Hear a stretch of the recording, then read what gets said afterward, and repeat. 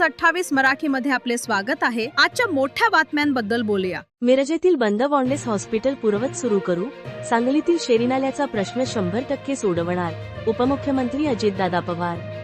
Christian अल्पसंख्याकांसह समाजातील सर्व घटकांच्या आर्थिक, सामाजिक आणि शैक्षणिक विकासासाठी राज्य सरकार पूर्णपणे कटिबद्ध आहे। सांगलीत मिरज कुपवाड महानगरपालिकेच्या सर्वांगीण विकासासाठी आवश्यक तो निधी कोणत्याही परिस्थितीत कमी पडू दिला जाणार नाही, अशी ठाम ग्वाही राष्ट्रवादी काँग्रेसचे राष्ट्रीय अध्यक्ष व राज्याचे उपमुख्यमंत्री अजितदादा पवार यांनी दिली। मिरज येथे आयोजित करण्यात आलेल्या राष्ट्रवादी काँग्रेस पक्षाच्या उमेदवारांच्या प्रचार सभेत ते बोलत होते।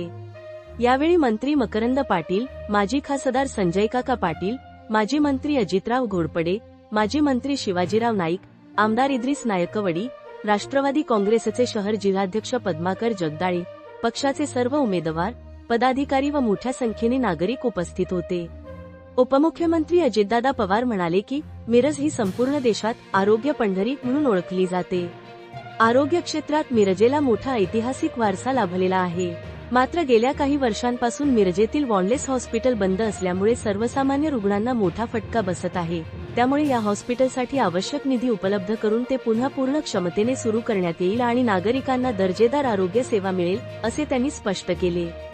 सांगली शहरातील अनेक वर्षांपासून प्रलंबित असलेल्या शेरीनाल्याच्या प्रश्नावर बोलताना अजितदादा पवार म्हणाले की हा प्रश्न केवळ विकासाचा नाही तर नागरिकांच्या आरोग्याचा आणि पर्यावरणाचा गंभीर मुद्दा आहे। या समस्येकडे सरकार गांभीर्याने पाहत असून सांगलीतील शेरीनाल्याचा प्रश्न 100% सोडवण्याची जबाबदारी मी स्वतः घेत आहे। लवकरच ठोस निर्णय घेऊन या प्रश्नावर कायमस्वरूपी तोडगा काढला जाईल, असा विश्वास त्यांनी व्यक्त केला। महानगरपालिकेच्या माध्यमातून पाणीपुरवठा, रस्ते, ड्रेनेज, आरोग्य, शिक्षण आणि मूलभूत सुविधा अधिक सक्षम करण्यासाठी राज्य सरकार भरीव निधी देईल। सांगलीत मिरज कुपवाड शहराचा विकास हाच सरकारचा केंद्रबिंदू असून नागरिकांच्या अपेक्षांवर उतरण्यासाठी राष्ट्रवादी काँग्रेस कटिबद्ध असल्याचेही त्यांनी सांगितले। या सभेत उपस्थित मान्यवरांनीही आपल्या भाषणातून विकास, सामाजिक सलोखा आणि सर्वसमावेशक राजकारणावर भर देत राष्ट्रवादी काँग्रेसच्या उमेदवारांना विजयी करण्याचे आवाहन केले।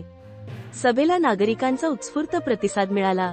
इंडिया न्यूज 28 पुणे विभाग प्रमुख दिलीप गायकवाडची रिपोर्ट। माझ्या मिरज शहरामध्ये प्रभाग क्रमांक 3 आणि 4 मध्ये ख्रिश्चन समाजाची लोकसंख्या मोठ्या प्रमाणावर आहे आणि या समाजाच्यासाठी सामाजिक, शैक्षणिक, आर्थिक प्रश्नांच्या निराकरणाच्या करता काय आपल्याला करता येईल, त्यामध्ये आपल्याला कुठले महत्त्वाचे निर्णय घेता येतील। मित्रांनो, मी का सांगतोय, आज सरकारमध्ये मी अर्थमंत्री आणि नियोजन मंत्री म्हणून काम करतोय। नेमकं ते खातं माझ्याकडे आलेलं असल्यामुळं अर्थमंत्री म्हणून त्या खात्याला कसा अधिकचा निधी देता येईल हे उद्याच्या अर्थसंकल्पामध्ये मी जरूर बघीन। हे मिरज शहरातील वेलनेस हॉस्पिटल, ज्याला मिशन हॉस्पिटलच्या नावाने ओळखलं जायचं, हे अनेक वर्षांपासून बंद आहे। वास्तविक या हॉस्पिटलसाठी जर गोरगरिबांच्यावर उपचार करण्याचं काम हे हॉस्पिटल करत होतं। मी आज तुम्हाला सांगतो की हे हॉस्पिटल सुरू करण्याच्या करता वैद्यकीय शिक्षण खात्याचे मंत्री आपले हसन मुश्रीफ आहेत, आपल्याच कोल्हापूरचे, आपल्याच राष्ट्रवादी काँग्रेस पक्षाचे आहेत आणि त्यामुळं त्यांना देखील मी त्या पद्धतीनं सूचना करेन। माझे बाकीचे पण सगळे सहकारी त्या बाबतीमध्ये लक्ष त्या ठिकाणी घालतील। मत उद्याच्या 15 तारखेला पॅनल टू पॅनल, हा जवळचा हा लांबचा असा भेदभाव करू नका।